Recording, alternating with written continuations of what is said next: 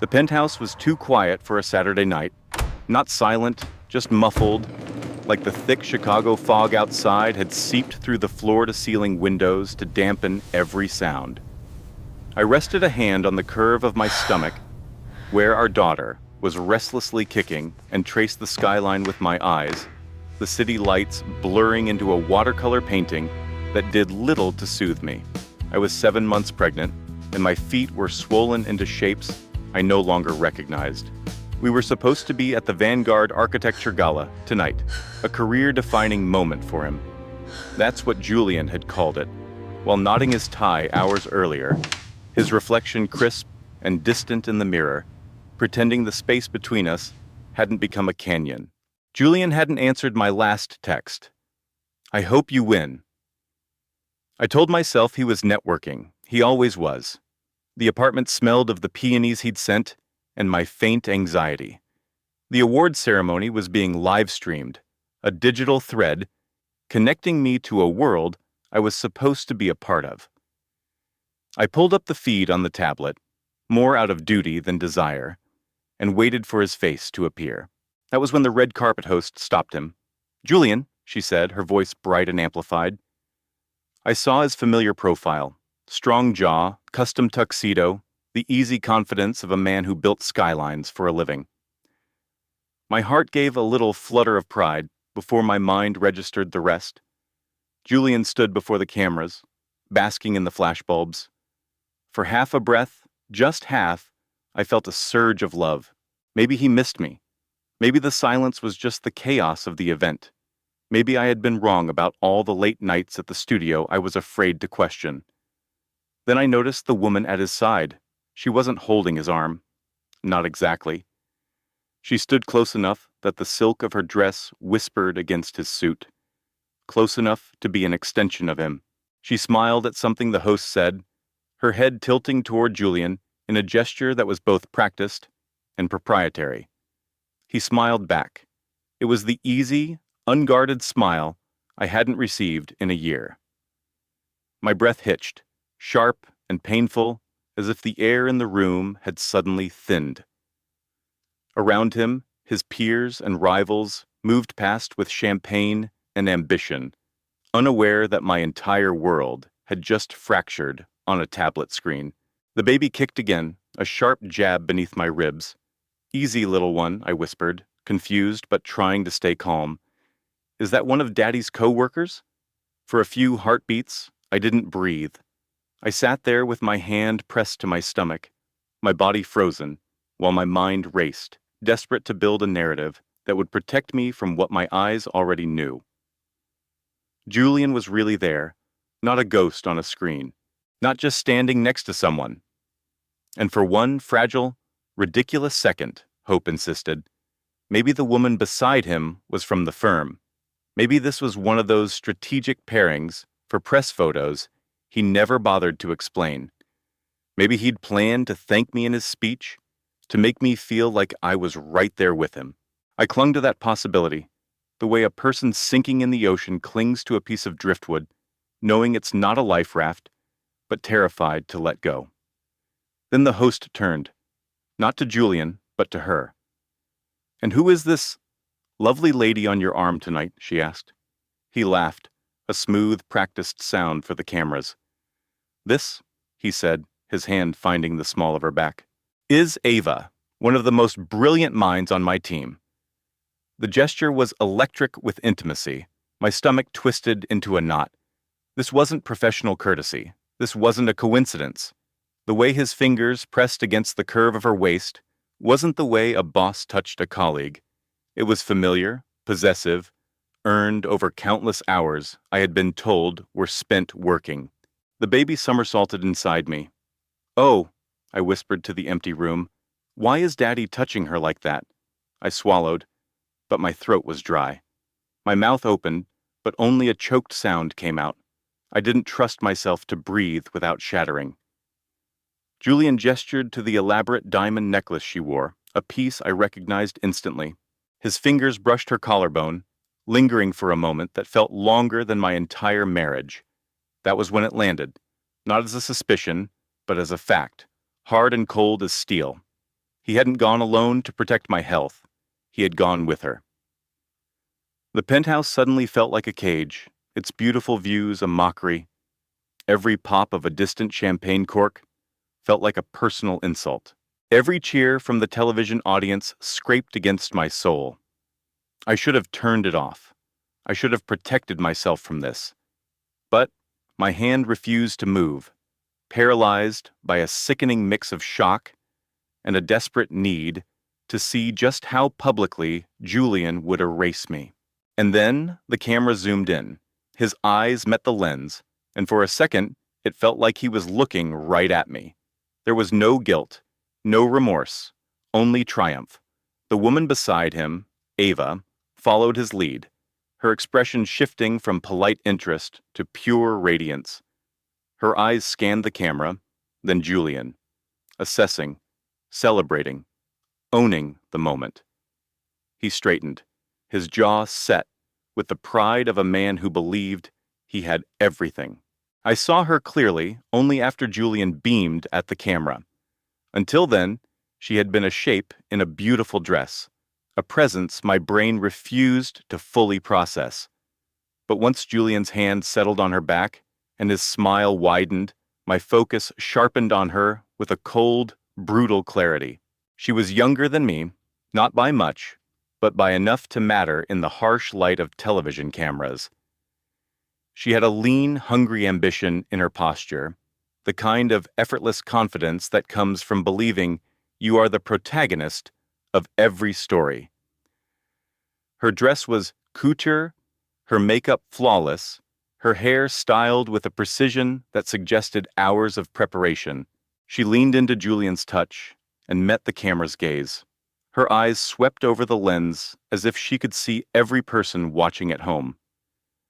There was no hesitation in her expression, no sign of being an accessory.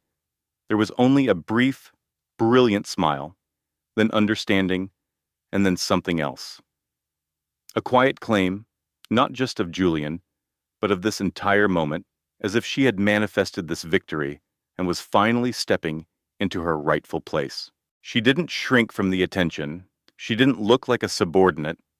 Instead, she angled her body slightly more toward his, her shoulder brushing his chest. Subtle, but a clear signal. A silent announcement. Julian finally spoke, answering the host's question about his latest project. His voice was smooth, his words eloquent, gesturing toward Ava as he credited her contribution. She listened with her head tilted, eyes fixed on him, her mouth curved into a look of pure adoration. It was a performance of support, of partnership. A powerful kick from the baby broke my trance. "Oh, honey," I whispered, my voice cracking. "Who is she?" The question hung in the vast, empty space of our home. I doubled over, my arms wrapping around my belly. My heart was a frantic drum against my ribs. I searched for words that wouldn't terrify the child within me, for a truth that wasn't a poison. "She's just someone from Daddy's office," I murmured. Ava watched Julian speak with unwavering focus, a study in devotion. She was observing his triumph, cataloging the way people reacted to them as a pair, deciding if she would be the one to shout, to cry, to make the scene he was clearly avoiding at home. I wouldn't give her the satisfaction. I pushed myself up slowly, forcing my spine to straighten, forcing my breathing to even out. I met her gaze on the screen, a woman I had never met who had just detonated my life. Up close, I saw it with perfect clarity. She believed she had earned this, not just Julian, but the life that came with him, the prestige, the illusion of being his indispensable other half. She didn't realize she was a character in a drama that would demand a far higher price than she was prepared to pay.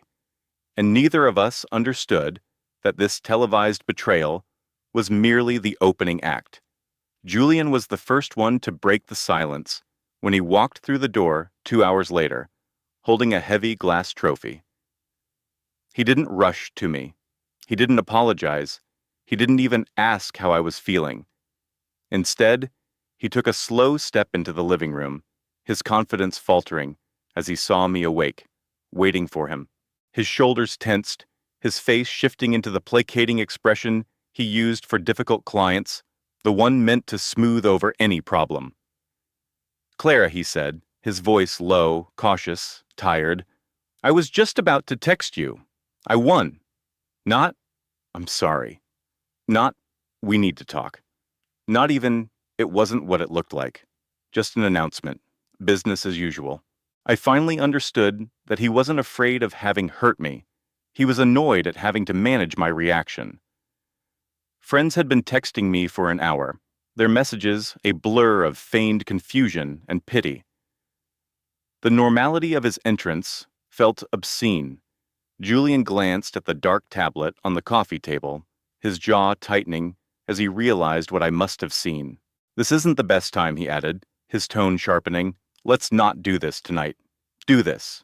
As if my pain was an item on an agenda he could postpone. The baby stirred inside me, a silent witness seeking comfort. I felt her tiny foot press against my hand, grounding me in a reality more important than his lies. "You didn't tell me you were taking a date," I said, my voice dangerously calm. I was amazed by how steady I sounded. Julian let out a sharp breath, pure irritation, flashing in his eyes before he concealed it. "It's not that simple." That was his biggest mistake. Not simple was what men like him said when the truth was cheap and ugly. He glanced back toward the hallway. Ava, I now knew was her name, was not with him, but her presence filled the room. "We can talk in the morning. I don't want you getting worked up in your condition." Something inside me turned to ice. He was already using our child as a shield, framing my reaction as a threat to her well-being, as an emotional outburst he needed to contain. "I think I'm calm enough to hear the truth," I replied. Julian's eyes flicked down to my stomach for the first time. "Clara," he said, forcing a gentleness that didn't reach his eyes. "Don't be dramatic." I didn't answer. I just looked at him with an expression I didn't recognize as my own, quiet, clear-eyed, shattered. Ava had been perfectly composed on screen, a portrait of success. The scene was no longer a misunderstanding. It was a carefully orchestrated public statement. Julian straightened again, his voice firming. "We will discuss this when you're being reasonable." "We'll discuss this at home," he said, the words a final verdict, a decision already rendered. And right then, I saw precisely the man Arthur became when his world refused to bend to his will. A man who wielded composure like a weapon. A man who mistook a lack of shouting for surrender. A man utterly oblivious to the sheer scale of all he was about to forfeit. Arthur's strained smile hung in the gallery's curated air, as thin and fragile as spun glass. He paused, awaiting Leo's reaction, likely hoping for a nod or a mumbled word, anything to maintain the fiction that this situation was still under his control. Leo offered nothing. He simply gazed up at his father with those clear, steady eyes, the kind that had stopped looking for simple answers. I felt his small hand slip from mine as he took a tentative step forward, no longer using me as a shield. "Daddy," he said, his voice soft but clear. Arthur's shoulders eased fractionally, a flicker of relief. "Yes, son." Leo paused. I could almost see the thoughts arranging themselves behind his young eyes, deliberate and serious. He wasn't lashing out. He wasn't crying. He was just a child trying to make sense of a puzzle the adults had broken.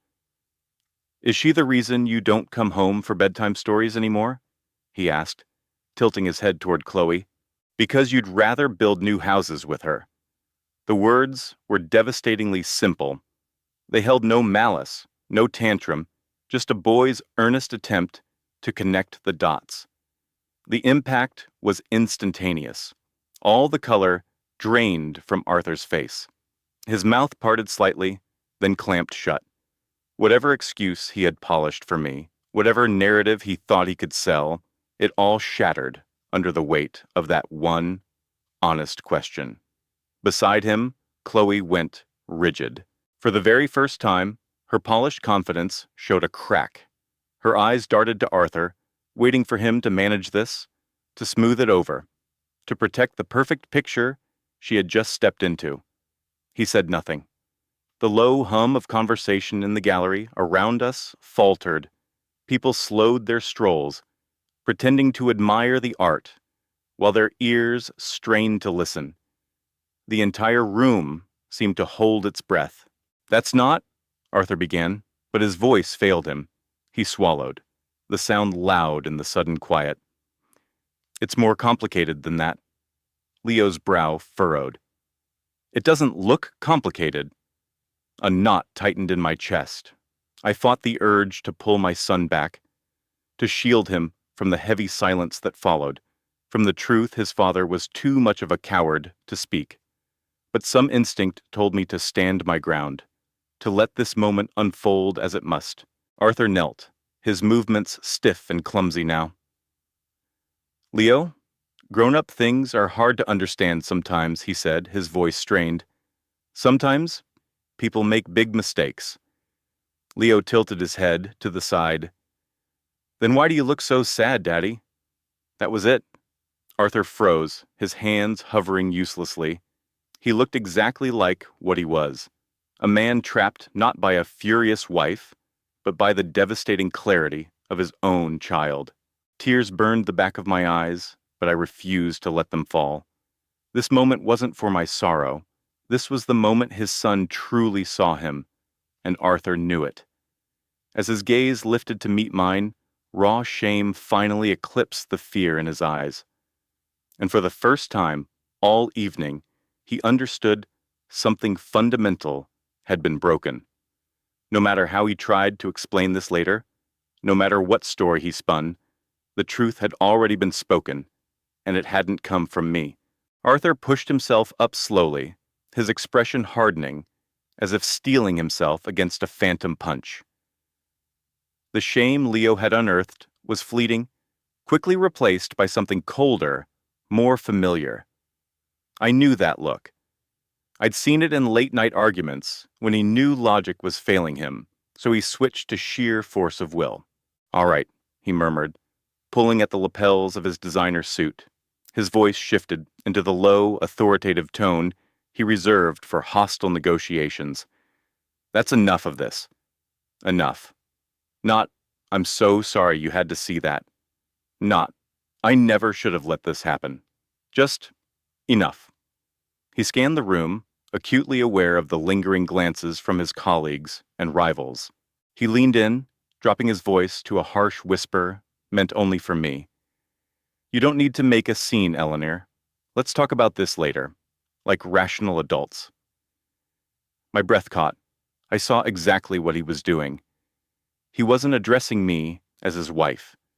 He was assessing me as a liability, a threat to his reputation that needed to be neutralized before I could cause further damage. "No one is making a scene," I replied, my own voice just as low. "This is the scene, Arthur." His jaw clenched. "You're getting emotional," he hissed, his lips barely moving.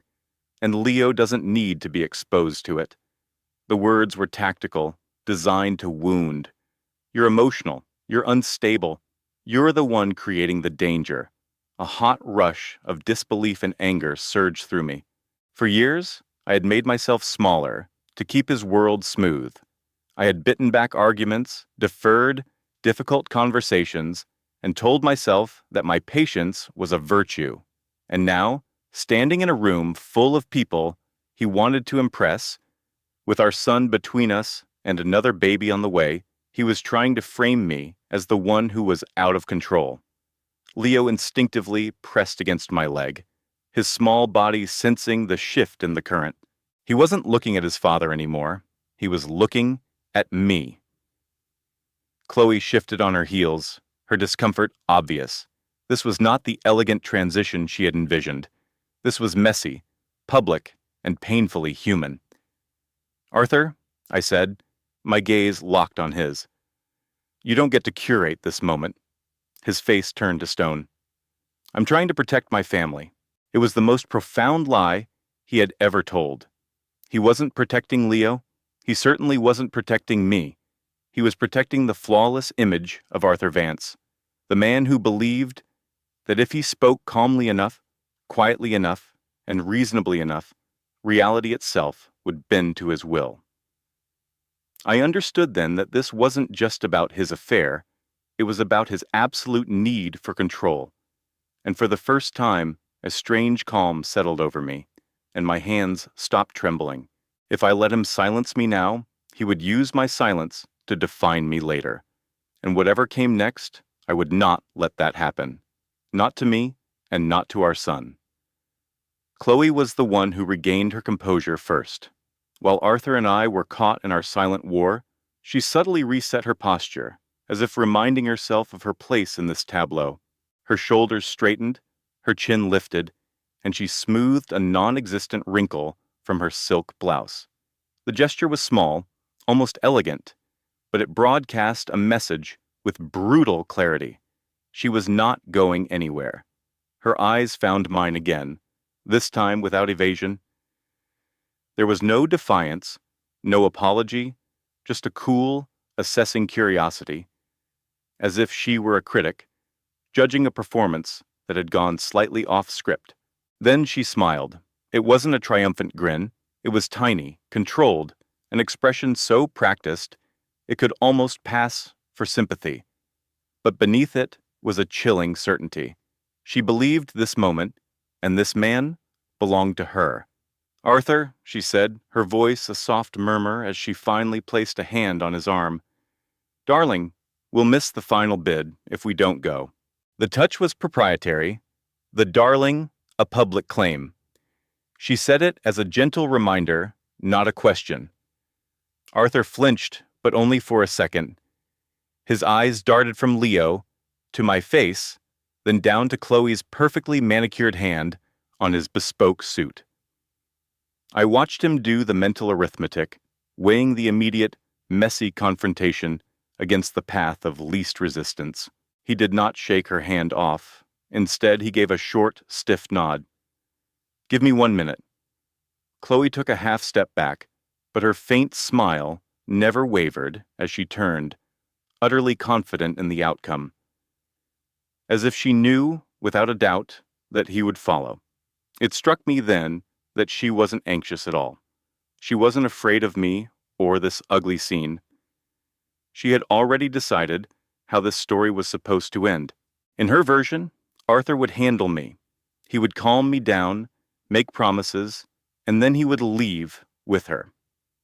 I would become a problem to be managed later, emotional, inconvenient, but ultimately a part of his past. She saw herself as the prize, waiting at the finish line of this unpleasantness. Leo tugged on my coat, his voice a whisper. "She looks very proud." I swallowed hard. "Sometimes people look that way when they think they've won," I replied, choosing my words with care. Arthur turned back to me, a desperate urgency in his eyes now. "Eleanor, we'll talk tonight. I swear. Just take Leo and go home. Please." That please was an insult. I looked past him at Chloe, who was now greeting a colleague with a cheerful air kiss, as if she were a million miles away from the family she was shattering. And in that instant, something inside me settled into a cold, hard clarity. It wasn't rage or jealousy. Chloe believed she had won because Arthur hadn't sent her away, because he had allowed her to touch him, because he was about to follow her to the auction and leave his family standing in the wreckage. What she couldn't possibly grasp, what neither of them understood, was that this wasn't a victory. It was a fatal error in judgment, a mistake that would cost them far more than either could yet imagine. I didn't raise my voice. That seemed to unnerve Arthur more than anything. He had prepared for a fight, for accusations, for a flood of tears he could dismiss as hysteria. He had a whole script ready with calm, placating lines. He was completely unprepared for my quiet agreement. I met his gaze one last time, not with fury, but with a cool, unnerving distance. "Of course, I said. The two words fell between us, devoid of emotion, full of finality. Arthur actually blinked, as if he couldn't process the sound. That's it? He stammered. I simply nodded. That's it? I didn't need to scream. The silence in the penthouse was suffocating, thick with the lie that had just shattered between us. I knelt in front of Leo, meeting his gaze. His small face was a storm of confusion, his eyes scanning mine for the fear I refused to show him. I smoothed his dark hair, offering a calm I didn't possess. Are we still going to the museum opening without Papa? He whispered. Yes, sweet boy, I answered, my voice steady. Just our trip. He processed this, then gave a slow, solemn nod. That quiet trust was a blow that nearly took my breath away. Rising to my feet, I grabbed our carry-on, the cold metal of the handle, a stark anchor in my spinning reality. Its weight was a comfort, a tangible piece of the future I now had to build. I took Leo's hand and, without a backward glance at Julian, walked out of the life we once had. The heavy oak door clicked shut behind me, the sound swallowed by the cavernous quiet of our penthouse. Julian. I didn't turn back. Every step across the marble floor felt like a betrayal of the life I thought was mine, a life suspended 50 stories above the Chicago skyline. The city's distant hum rushed in to fill the silence, sirens, traffic, the pulse of a world that didn't care. I kept walking. If I looked back, I might see the portrait of us in the foyer, his arm around me, both of us smiling like strangers. None of it was real anymore. What was real was the slight swell of my belly beneath my hand, the tiny fluttering kicks that had started last week, the way this child trusted me completely in a world that had just shattered. As I stepped into the elevator, my phone buzzed in my purse. I let it go. Not now. Julian could wait. His carefully constructed excuses could wait. The apologies, the rationalizations, all of it could be left behind that locked door. Because in that moment, descending through the silent building with my unborn child, I realized something with breathtaking clarity. Running wasn't an act of surrender. It was the first move I had made that was entirely my own in 7 years. And while I had no idea what the next hour would bring, let alone the next 9 months, I knew one thing for sure. Whatever happened from this point on would not be dictated by him. The hotel suite was sterile and impersonal, smelling of cleaning products and anonymity, too silent, as if the generic art on the walls were watching me. Exhaustion finally hit me, a wave so heavy it felt like grief. I lay on the crisp, unfamiliar sheets for a long time, one hand resting on my stomach, trying to absorb the calm of this small, protected space. Only then did I pull out my phone, finally prepared to face the fallout. 5 missed calls, a dozen texts, all from Julian. I ignored them. Instead, I opened the portfolio app for my personal investments, needing to see something solid, something that was mine. The screen loaded. Then it blinked, refreshed, and a cold dread washed over me. My entire portfolio had been liquidated. A single massive wire transfer dated that morning. The destination was a holding company I'd never heard of. My emergency fund, the inheritance from my grandmother I'd sworn to never touch. Gone. For a second, I forgot how to breathe. My lungs seized, a painful, crushing weight in my chest. I refreshed the screen, then, again, praying it was a glitch. It wasn't. This wasn't a mistake. This was a calculated strike. With trembling fingers, I logged into my credit card account. The page loaded with a bright red banner. Account suspended at the request of the primary cardholder. Julian hadn't just packed a bag, he had systematically dismantled my life. My phone buzzed. An email from his personal account. We need to discuss the terms. I don't want this to be contentious. I stared at the words, my vision swimming. Terms as if our marriage was a business deal, as if he hadn't just orchestrated a financial ambush. leaving his pregnant wife with nothing. I looked around the empty room, at the neutral beige walls and the single suitcase by the door. For the first time all day, a primal fear snaked its way into my heart. I had no access to funds, no family in the city, no one to call but the man who had just declared war. I sat on the edge of the bed until my body felt cold, replaying the morning, the discovery, the small, velvet box hidden in his office safe. The custom necklace inside, with an inscription that wasn't for me. Now his cold efficiency made sense. He hadn't been expecting me to find his parting gift to her. I curled up on the bed, pulling the thin blanket over me, and stared at the dark window until my eyes ached. And somewhere beneath the shock, a new feeling took root. It was cold, sharp, and utterly foreign to the woman I used to be. Resolve. Because if Julian thought cutting off my resources would make me helpless, he had forgotten the one thing he'd never owned: what a woman becomes when she has absolutely nothing left to lose. Morning light filtered through the curtains, too bright and cheerful for the new world I'd woken up in. The baby kicked, a small, insistent reminder that I wasn't alone. I forced myself to eat, to drink water, my movements slow and deliberate. I sat at the small desk and opened my laptop, my hands steady in a way that felt like a lie. Julian had sent a follow-up email. The subject was anodyne, clinical, path forward. My heart hammered against my ribs as I clicked it. He wrote about co-parenting models, about mediation, about what was best for the child. He mentioned his demanding schedule as a CEO, my lack of an income, and the need for a stable environment. Then I saw the line that turned my blood to ice. Given your current emotional state, all future communication should be in writing for clarity. As if I were an unstable liability. As if he was already building a file against me. I scrolled further, my jaw clenching. He proposed a generous monthly stipend for the duration of the pregnancy. He suggested I find a more affordable apartment. He framed every calculated blow as logic, as pragmatism. Not once did he mention Clara. Not once did he acknowledge the theft. This was no longer about ending a marriage. This was a hostile takeover. I closed the laptop, my own face reflected on the black screen, pale and tired, but my eyes were different, harder.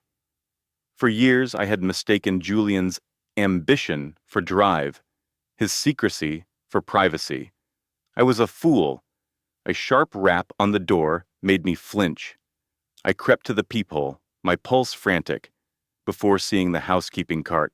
I waved her away and slid the deadbolt back into place, the sound echoing in the silent room. A wave of loneliness washed over me. I needed to hear a friendly voice. I dialed my sister, my fingers clumsy. "Amelia, what's wrong?" I told her everything, the words spilling out in a raw, broken stream. She listened without interrupting. When I finally finished, there was a long pause. Then she said the words that changed everything. "He always did this," she said, her voice tight with anger. "He made everything about him. But tell me, Amelia, when was the last time he just asked how you were doing?" Her question landed like a punch. Julian thought he had every advantage because he had the money, the power, and the element of surprise. He thought formal emails and corporate jargon could erase his cruelty. What he didn't realize was that by making this a battle of logistics, he had given me a new kind of clarity. I was done trying to understand the man I married, and if he wanted our story documented and decided by third parties, then I would show up, prepared, clear-headed, and finished with being his silent partner. My sister didn't offer platitudes. That worried me more than tears would have. She was a litigator in New York, pragmatic to a fault, and her silence on the other end of the line was heavy with strategic thought. I paced the hotel room, the phone pressed to my ear, waiting for her to process the wreckage of my life. She was thinking, assessing variables, calculating the odds. When she finally spoke, Her voice was low and serious. Amelia, he didn't just leave you. He's trying to erase you. What do I do, Kate? I asked, my own voice barely a whisper. She paused. Did he make you sign anything when you got married? A prenup? The question caught me off guard. Yes, I admitted. His family lawyers insisted. It felt standard. My throat closed up. He'd been planning this from the very beginning. From before we were even married. I reached for the wall, my hand shaking. You didn't do anything wrong, Kate said, her tone firm. You fell in love. That's not a crime. She took a deep breath. But he didn't answer my real question, she continued.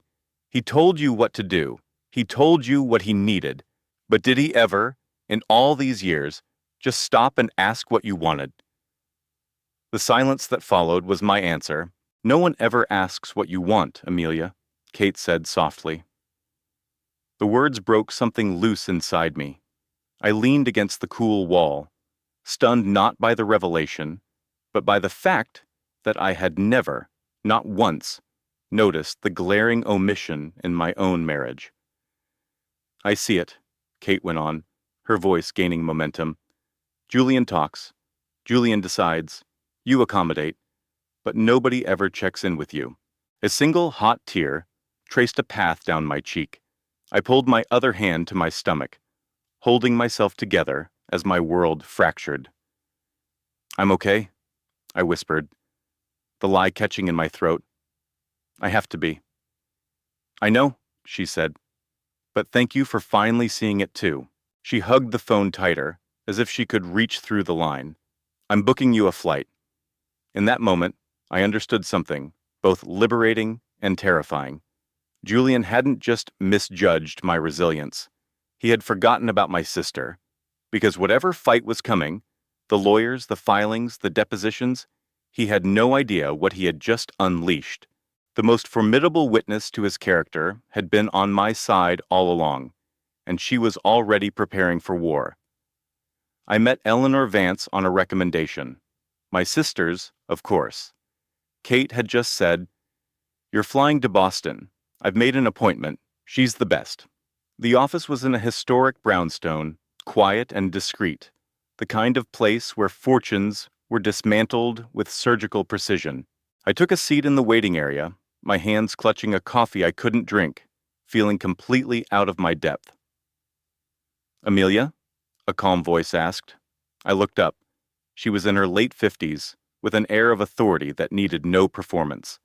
Her eyes were sharp and intelligent, assessing me not with pity, but with a quiet, focused intensity. "No, please."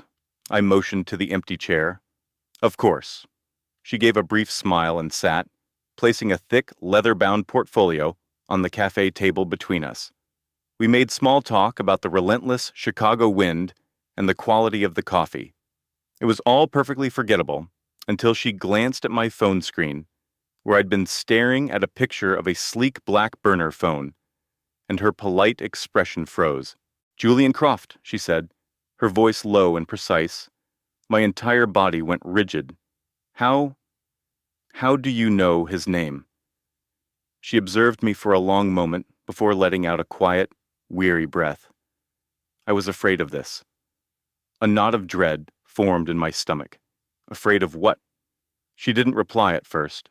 Instead, she extended a hand. "I'm Evelyn Reed. I'm a litigator." That certainly explained the portfolio. I pushed for an answer. Evelyn leaned back, her gaze unwavering. 5 years ago, I represented his first wife," she said, each word chosen with surgical care. The cafe seemed to fade into a dull hum. "I've seen his playbook before," she went on.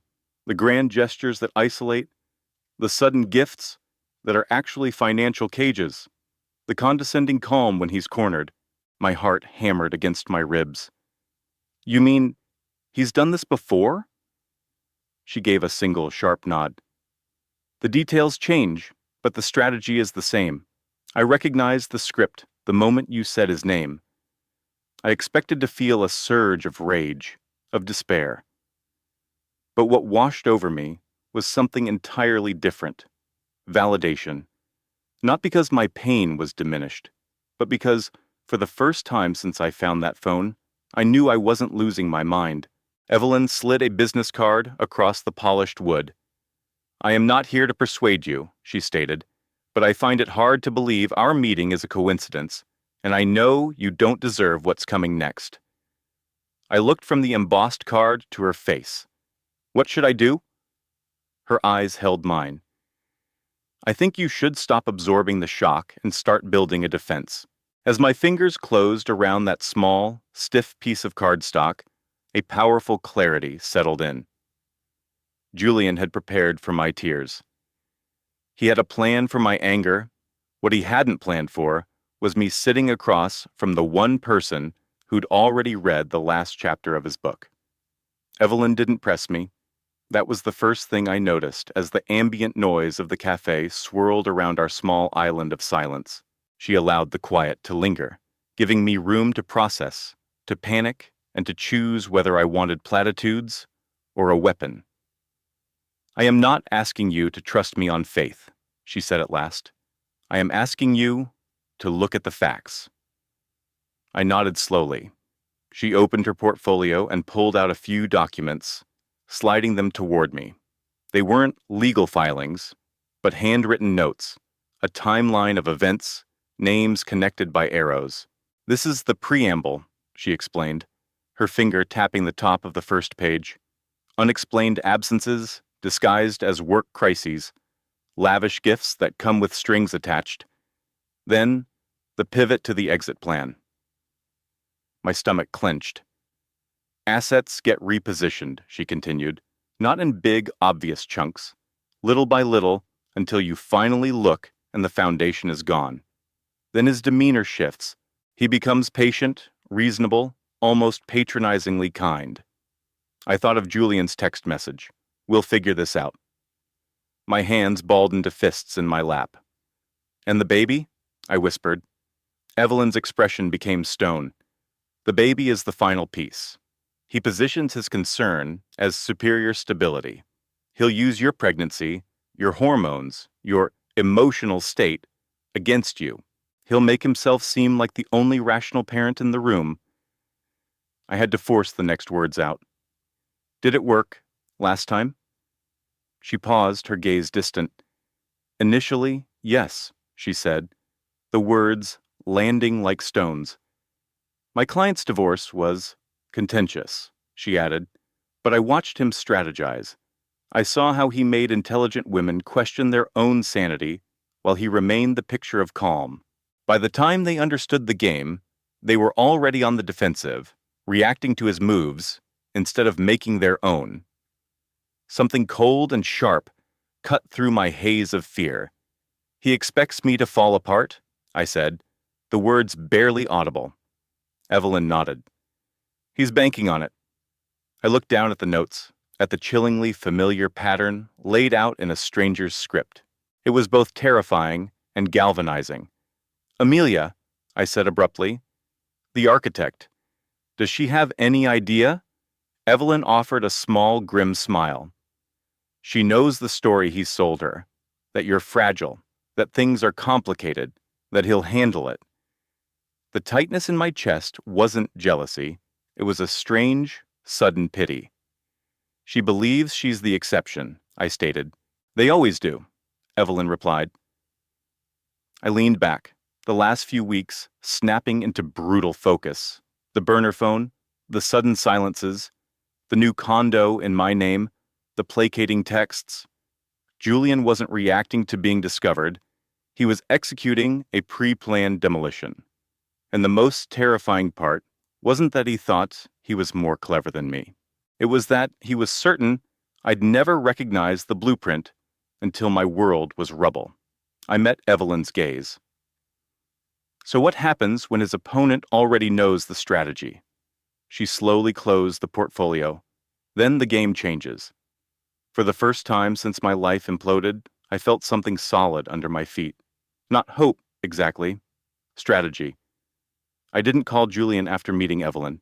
That was the first move he was utterly unprepared for. instead of answering his texts with frantic questions or accusations. I did something far more unnerving to a man like him. I became calm. I replied to his messages, but only after a few hours. My tone was neutral, agreeable, measured, the exact version of the docile wife he was trying to create a legal record of. While he assumed I was breaking down, I was building up. Evelyn connected me with a forensic accountant. I began forwarding my own freelance deposits to a new private account, and we started meticulously documenting every asset Julian had recently retitled or moved, creating a clear timeline of his financial maneuvering. I never once mentioned it to him.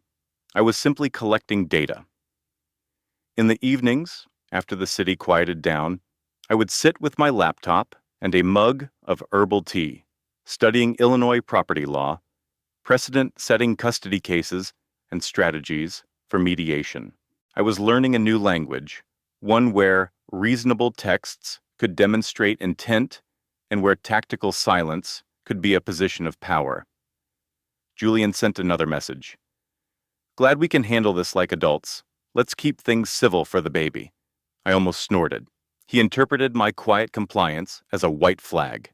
He saw my civility as confusion. He mistook my patience for paralysis because that was the only role he had ever cast me in. Evelyn advised me to be methodical. "Men like Julian get sloppy when they think they've already won," she said. "Give him the space to make mistakes." So I did. I agreed to a preliminary meeting with a mediator. I didn't bring up the burner phone. I didn't question his narrative. I let him speak about planning, foresight, and providing for the baby's future, knowing that every word was creating a record of his calculated deception. In the meantime, Evelyn filed formal requests for financial disclosure, a quiet, bureaucratic move he couldn't sidestep. When the statements arrived, the strategy was undeniable. Julian hadn't just shifted funds, he had actively hidden them. A network of newly formed LLCs, assets transferred under market value, all executed with the core assumption that I wouldn't know where to look until long after it was finalized. Evelyn looked at me from behind her mahogany desk. "This is everything." I nodded. "I know." What Julian failed to grasp was that this was never about retribution. I wasn't interested in a dramatic showdown or public humiliation. I was building a case so solid that he would have no ground to stand on. Every calm, condescending text he sent became another exhibit. Every attempt to paint me as the unstable, emotional pregnant woman only highlighted his own manipulative character. And piece by piece, without a single shouted word, I was quietly exiting the tragedy he had written for me. By the time he sensed that I was no longer reacting, but acting, the board had already been reset. This time, I wasn't a pawn in his game. I was the one deciding how it would end. Amelia called me 3 days later. I didn't save the number from the burner phone, so it came up as unknown. I nearly let it go to voicemail, but some instinct made me swipe to answer. "Hello?" she said, her voice strained with false cheerfulness. "It's Amelia. From Julian's Lakeside project." "Project?" I closed my eyes for a second. "Yes." A beat of nervous silence followed. I wanted to reach out," she stammered. "I feel like this has all been a terrible misunderstanding. Julian is just under so much stress." I stayed quiet, letting her talk. Her words tumbled out in a rush, a rehearsed speech about bad timing and complex situations, and how nobody ever means for people to get hurt. It was the kind of corporate damage control meant to smooth over a crisis without admitting any real wrongdoing. Then, her carefully constructed composure cracked. "He's not returning my texts," she said, a sharp edge of frustration cutting through. He said we need to give things space right now." And there it was, the part of the script she hadn't been privy to. Julian hadn't chosen her over me. She was just a tool, a temporary lever to help him transition from one life to the next. Now that the transition was becoming complicated, he was shedding unnecessary weight. "I understand," I said, my voice even. Amelia let out a frustrated sigh. "It's just not fair. He made me promises." I resisted the urge to laugh. Instead, I asked very softly, "Did he ever put any of those promises on paper?" A deep silence on the other end of the line was all the answer I needed. She tried to recover. "He told me you were having a difficult time, that custody could get messy, and he had to be careful." There was no anger left in me, only a profound sense of clarity. "He tells everyone that," I replied. "It's what he says when he needs you to believe his version of the story." Her breathing hitched. What does that mean?" she asked. I chose my next words with precision. "It means that if he truly wanted to build a future with you, he would be doing it openly and without any hesitation." Another pause, this one much longer. "And he's not," she whispered. "No," I confirmed. "He's not." We disconnected shortly after. There was no screaming, no final accusation, just the quiet, echoing sound of a woman realizing she was just a plot device. That night, Evelyn sent an update. Julian's lawyer had filed a motion to postpone, citing new personal complexities. He was floundering. Amelia had believed she was the destination, the upgrade, the happy ending. She never understood that for men like Julian, people aren't replaced with better versions. They are replaced with more convenient ones. When the pressure mounted, he reacted as he always had. He isolated himself. Julian's world didn't collapse overnight. It began with a whisper, the way his deceptions always did. In hushed meetings and on architectural blueprints, he was certain no one would ever scrutinize. But this time, his carefully constructed facade didn't shield him. It became his prison. Maria, my lawyer, called me on a Tuesday morning. "The board found the off-ledger expense reports for the condo," she stated flatly, "and they connected them to Isabel." I stood in my small kitchen, watching dust motes dance in the sunlight, the city moving on without a thought for the architect who once designed its skyline. "What will happen now?" I asked. "It means his professional integrity is compromised," she answered. "When that's gone, the rest of his reputation will follow." Julian missed a key deadline on the museum project, then a second one. His firm granted one extension, then refused any more. Each missed milestone sparked another inquiry. Each inquiry pulled the threads of his lies a little tighter. At the deposition, he was arrogant and dismissive, his usual polished composure frayed by an anger he could no longer conceal. The man who lectured on form and function couldn't explain his own chaotic finances. His voice grew sharp, his explanations thin. That's when Maria interrupted. "Mr. Vance," she said calmly, "this entire process hinges on accountability." Accountability? The word echoed in the sterile conference room, an indictment he couldn't deflect. A few weeks later, the judgment was delivered. A full forensic audit of his personal and professional accounts. Immediate repayment of all funds used for the affair.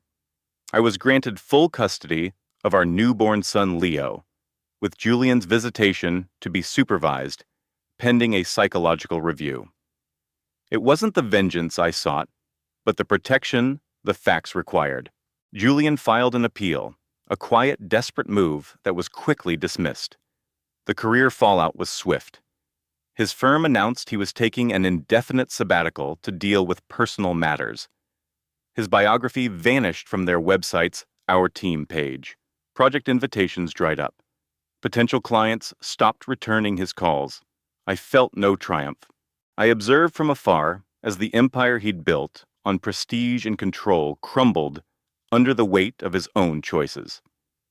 He had always believed consequences were for the disorderly, the people who lost their cool. He never imagined they would come for him while he remained perfectly composed. The last text I ever received from him came late one evening. I never imagined it would end like this. I read it, then put my phone down. It was always going to end like this. He simply hadn't realized it because, until now, someone else had always paid the bill for his mistakes. As I laid Leo down in his crib that night, he stirred and looked at me. "Are we okay now, Mama?" "Yes, baby," I whispered, my voice certain. "We are." And for the first time since discovering that synced folder, I knew it was absolutely true. Julian had forfeited the one thing he prized more than anything, his flawless image. And for that, there was no appeal. Our apartment was a fraction of the size of the penthouse we'd left. The windows looked out onto a brick wall instead of the Chicago skyline, and the floorboards groaned if you walked with too much purpose. But it was safe, filled with morning light, and just 2 blocks from Leo's daycare. When we moved, we brought only what could fit into my hatchback, along with a quietude I hadn't known for years. As it turned out, peace required very little square footage. Our lives settled into a new, gentle rhythm. Mornings were no longer frantic. I'd sip my coffee while Leo babbled from his high chair, pointing at birds outside the window and squishing bananas in his fist.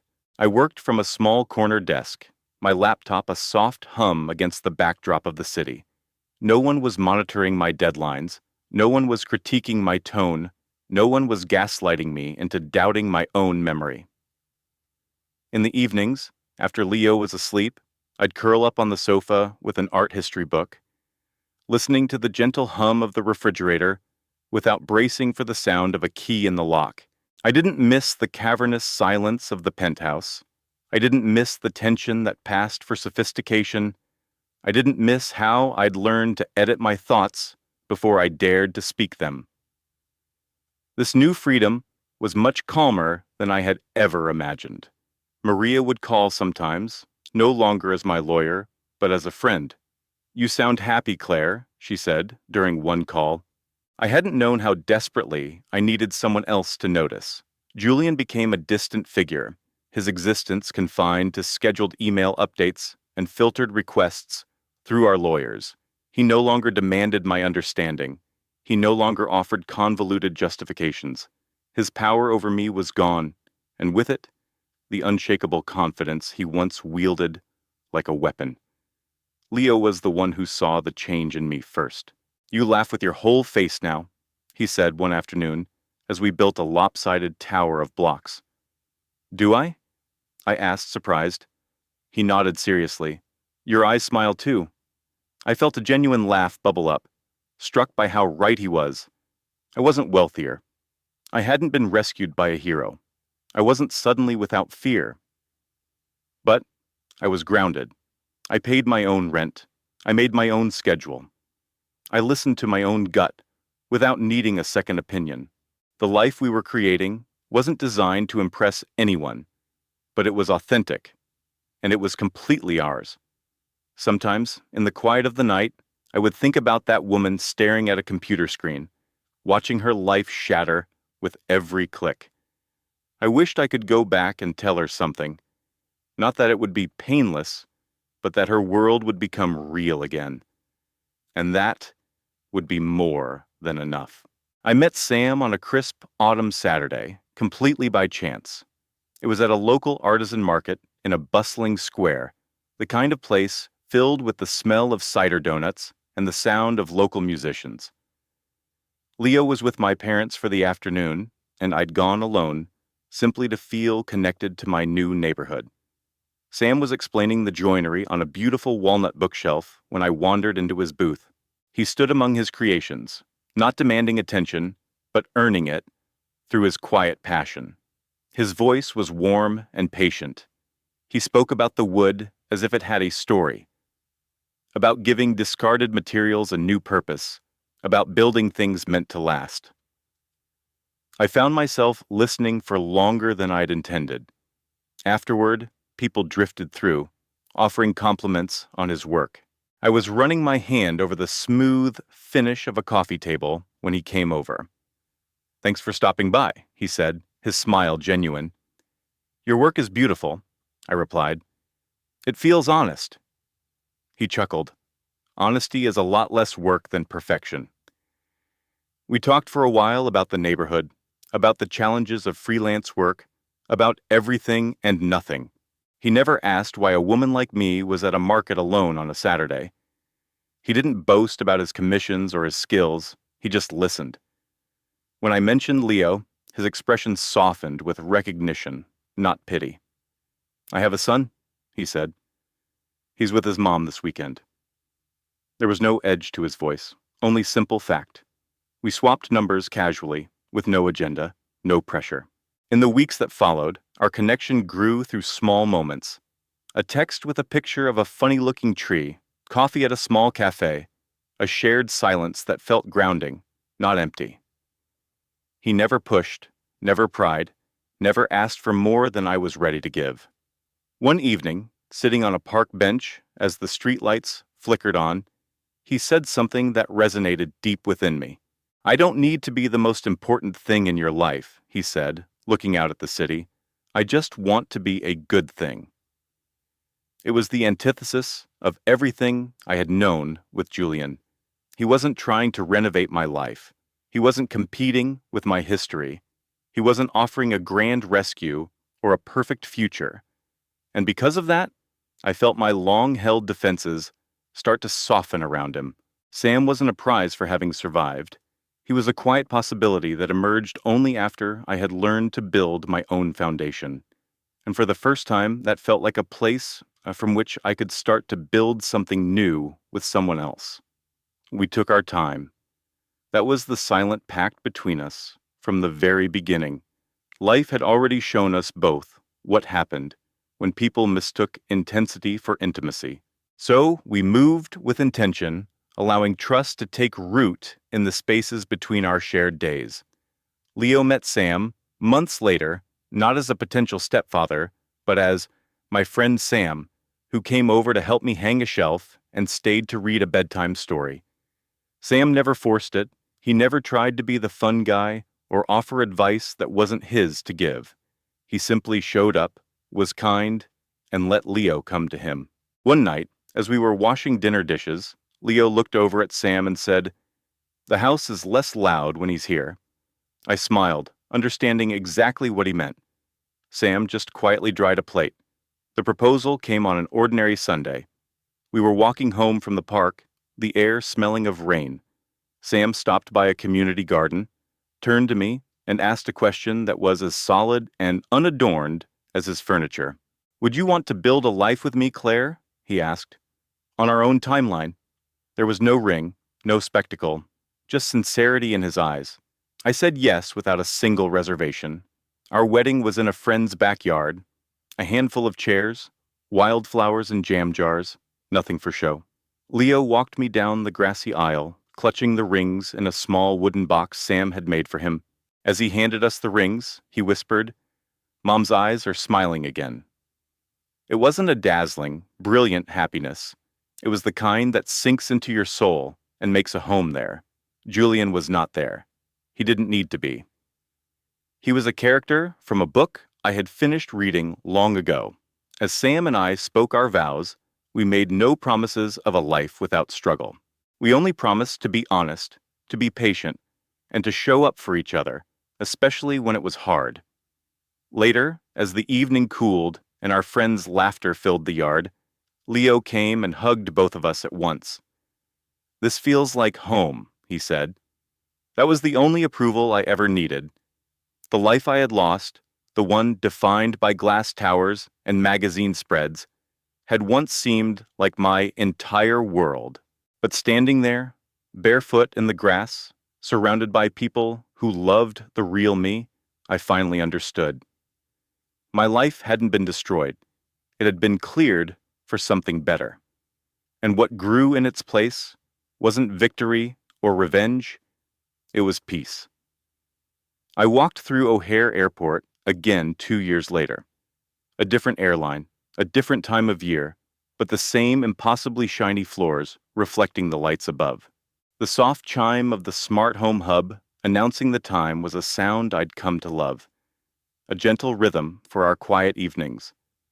This time Leo looked up from his homework, taller now, his glasses perched on his nose. Mark was at the counter chopping vegetables, glancing over with a smile that was all warmth. Not a check for control, but a gesture of connection. I froze, my hand hovering over the spice rack. The memory surfaced without warning, the exact spot on a different kitchen island where my world had fractured, where a fantasy had shattered and a painful reality had clicked into place. I remembered the cold pit in my stomach, the way my fingers had gripped the marble countertop, the chilling disbelief as I watched his face twist. Mark noticed my pause and walked over. "Everything all right?" he asked, his voice low. I managed a nod. "Yeah, just a ghost from the past." He didn't ask which one. He already knew. Leo glanced around our cozy kitchen. "That other house had a talking speaker," he said, not with longing, but as a simple observation. "Yes," I said quietly. "It did." He considered this for a moment, then added, "I'm glad you don't live there anymore." So was I. We finished dinner together, sharing stories from our day, the aroma of real food filling the air. Outside, the city hummed with life, 1,000 different stories unfolding, ordinary and incredible all at once. I understood then that the technology, the penthouse, the automated life, none of it had been the true villain.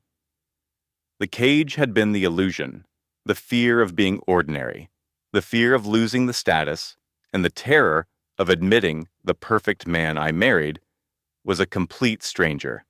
I had faced it, not by becoming tougher in the way people imagine, but by becoming honest, by choosing a messy, authentic life over a sterile, perfect one, by walking out of that glass tower when staying would have made me invisible. Julian Croft faded into a headline, a name I'd sometimes see attached to a new tech venture. Not someone I forgave, not someone I despised, just someone who was no longer the author of my story. His choices were his own. His chapter was closed. What mattered was what I had built from the ashes, a home defined by laughter, not by algorithms, a partnership built on trust, not transactions, a son who knew that love was about showing up, not just showing off. As we cleared the table, Mark wrapped an arm around my waist. Leo started an impromptu dance in the living room, a goofy grin on his face. This was our adventure. I glanced at the smart hub, its small light glowing softly, and then looked away, a feeling of peace settling over me. Some endings shatter you, but others set you free. That afternoon in the penthouse had done both, and standing here now, I finally understood the truth of my journey. I hadn't lost my life in that gilded cage. I had escaped it. As this story comes to a close, let's pause for a moment. Because if you're still with us right now, something in this journey likely resonated with you in a deep and personal way. This wasn't just a tale of infidelity and wealth. It was a reminder that life's breaking points are rarely the ones we see coming, but they often rebuild us into something stronger than we ever imagined. One of the key lessons here is rooted in Stoic wisdom. The philosopher Seneca once noted, "True happiness is to enjoy the present without anxious dependence upon the future." The pain Chloe faced was immense, but her life truly changed not when she tried to control Julian, but when she chose her own dignity, her own truth, and her own future over a life of fear. Another Stoic principle teaches that the obstacle in the path becomes the path. The smart home, the shared calendar, the betrayal, all of it became the catalyst for her healing, not just the cause of her pain. This story demonstrates that walking away from a life that looks perfect on the outside is not failure, and choosing a simpler path is not a step down. Sometimes, the most courageous act is to trade a comfortable illusion for a difficult truth. So, if this narrative spoke to you, if it reflected a part of your own experience, please know you are not alone. Take a moment to like this video, share it with someone who needs to hear it, and subscribe to our channel. Your journey and your presence in this community matter deeply, and your own story is still being written. This narrative is a work of fiction created for the purposes of storytelling and emotional reflection. While it draws inspiration from real-life experiences and universal human struggles like relationship dynamics, family challenges, and personal growth, all characters, events, and situations depicted are entirely fictional. Any similarity to actual individuals, locations, or occurrences is purely coincidental. The purpose of this content is not to present factual assertions, provide legal counsel, or make real-life accusations. Instead, it aims to explore emotional truths and life lessons through the medium of storytelling. Viewers are encouraged to approach the story as a dramatized scenario designed to provoke thought, empathy, and personal insight, rather than as a literal account of real people or events. This content is not intended to promote harm, spread misinformation, or engage in defamation.